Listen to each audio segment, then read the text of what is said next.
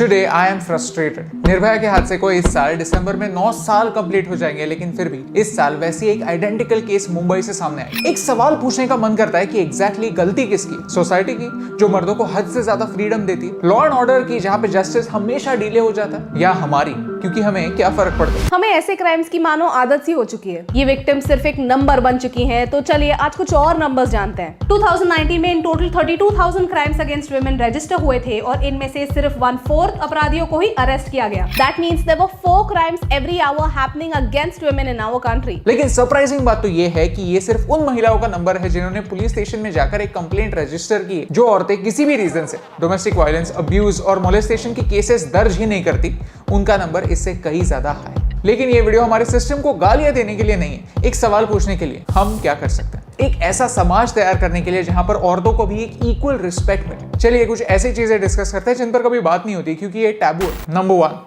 Sex education. Bharat का population 1.3 billion है। We have sex, we want sex, but we don't want to talk about sex. 13 साल के बच्चे, girls और boys दोनों, नेचुरली इतने चेंजेस से गुजर रहे होते हैं, फिजिकल और मेंटल दोनों, कि उनके कई सारे सवाल होते हैं। बच्चे अपनी सेक्सुअलिटी को जस्ट डिस्कवर कर रहे होते हैं, लेकिन फिर भी we don't have a system where somebody can properly guide them. हमारे स्कूल में पूरे स्टैंडर्ड के गर्ल्स और बॉयज दोनों को अलग अलग ऑडिटोरियम में लेके जाते और हमारे पीटी टीचर ऑकवर्डली कुछ चीजें बताते। सवालों का जवाब नहीं मिलता था, अनकंफर्टेबल सवालों को डॉज किया जाता था। और ये प्रॉब्लम सिर्फ मेरे स्कूल में नहीं, कई लोगों के घर में भी होती है। But kids are curious, they have questions. आप उनके सवालों के जवाब देना टाल सकते हैं, लेकिन उनकी क्यूरियोसिटी को मार नहीं सकते। अगर प्रॉपर सोर्सेज से नहीं तो कई और से ही सही बच्चे चीजें सीख जाते हैं। कई बार ये गलत चीजें सीखते हैं और अजम्पशंस बना लेते हैं। एजुकेशन जहां पीछे छूट रहा है, वहां पेरेंट्स को अपने बच्चों को सही गाइडेंस देने की जरूरत है। So don't be shy, talk to your kids. Number 2, media की क्या रिस्पॉन्सिबिलिटी? क्या मुन्नी को बदनाम होने की जरूरत है? शीला की जवानी के बारे में हमें क्या? गंदी बात करने पर गाने क्यों बनते हैं? बात सिर्फ हिंदी मूवीज की नहीं, विमेन ऑब्जेक्टिफिकेशन रीजनल मूवीज में भी होता है। इनफैक्ट बहुत ज्यादा होता है। नहीं, ये हमारा कल्चर, हमारी सभ्यता वाला लेक्चर नहीं है। बोल्ड सब्जेक्ट्स पर मूवीज बननी चाहिए। सब्जेक्ट का कॉन्टेक्स्ट इंपॉर्टेंट है। ये समझना जरूरी है कि कौन सा क्राउड इस मूवी को देखने वाला है और उन पर इस मूवी का क्या इंपैक्ट होने वाला है। कई मूवीज टॉक्सिक मैस्कुलिनिटी को बढ़ावा देती है, लड़कों को ये बैड बॉय वाली हरकतें कूल कैसे हैं ये बताती है और जाने अनजाने में एक रिग्रेसिव माइंडसेट को इंपोज करती है। हम हमारे फिल्म स्टार्स को हीरोज कहते हैं, उनकी बातों से इन्फ्लुएंस होते हैं। डोंट यू थिंक एक ऐसी इंडस्ट्री को जो पूरे देश में इतना गहरा इंपैक्ट करती है,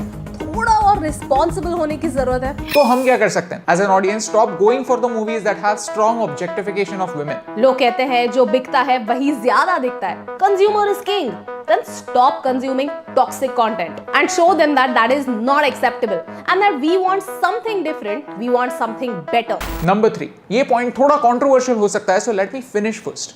Make prostitution legal. Australia, Germany, New Zealand, इन देशों में प्रोस्टिट्यूशन लीगल है। कहते हैं जर्मनी में उन्हें हेल्थ इंश्योरेंस भी मिलता है और वो टैक्सेस भी पे करते हैं। प्रोस्टिट्यूशन को इलीगल रखने से वो रुकता तो नहीं, तो क्यों ना एक सही तरीके से उसे लीगलाइज किया जाए, रेगुलेट किया जाए, ताकि सेक्स वर्कर्स को भी एक लीगल स्टेटस मिले, उन्हें क्रिमिनल का दर्जा ना मिले। Sex workers are human beings and they are entitled to a life of dignity, और ये तब तक पॉसिबल ही नहीं होगा जब तक सोसाइटी उन्हें एक क्रिमिनल की तरह देखेगी। ये स्टडी कहता है कि प्रोस्टिट्यूशन को लीगल करने से नेदरलैंड्स में रेप के इंसिडेंसेस 30 to 40% कम हुए हैं। No, I am not saying कि प्रोस्टिट्यूशन में प्रॉब्लम्स नहीं है, इनफैक्ट बहुत सारे प्रॉब्लम्स हैं। इसीलिए एक कॉन्वर्सेशन स्टार्ट होने की जरूरत है, क्योंकि जब तक हम बात करना स्टार्ट नहीं करेंगे तब तक हम जीरो पर ही अटके रहेंगे, कभी आगे नहीं बढ़ेंगे। हम सबको खुद को इंटरनेट पे कैसे सेफ रखना है ये सीखने की जरूरत है। Many a times women or children meet someone online who pretends to be their friend, और ये दोस्त किसी ना किसी बहाने से उनको कहीं और बुलाता है and then this happens. हाल ही में केरला में ऐसा केस हुआ।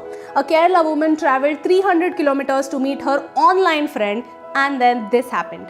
इंटरनेट पर बहुत सारे लोग आपसे दोस्ती करेंगे, आपके बारे में जानना चाहेंगे, लेकिन प्लीज आप किसी पर भी भरोसा मत कीजिए। Keep yourself safe. तो चलिए एक स्टेप लेते हैं। आप हमें बताइए कि आपको क्या लगता है, डोमेस्टिक वायलेंस और क्राइम्स अगेंस्ट वुमेन को रोकने के लिए हम क्या कर सकते हैं? एजुकेशन में क्या बदलाव होने चाहिए, हमारे सिस्टम में क्या बदलाव होने चाहिए, हमारे घर पर क्या बदलाव होने चाहिए? Let's write our honest thoughts on this. एक बात जरूर है, अगर आप मुंबई में रहते हैं तो ये एक नंबर जरूर याद रखें, 103, जिससे मुंबई पुलिस 10 मिनट में आपकी लोकेशन तक पहुंच सकती है। रेस्ट ऑफ इंडिया में डायल 1901 या फिर नेशनल कमीशन फॉर वुमेन का ये नंबर आपके मोबाइल में सेव रखिए। अगर आपको लगता है कि ये इन्फॉर्मेशन इंपॉर्टेंट है और हर नागरिक तक पहुंचना जरूरी है, तो इस वीडियो को शेयर कीजिए, क्योंकि एक के करने से क्या फर्क पड़ता है, लेकिन एक के करने से बहुत फर्क पड़ता है, और इन दोनों लाइंस में सिर्फ एक का फर्क है, and that's the reason why फर्क पड़ता है।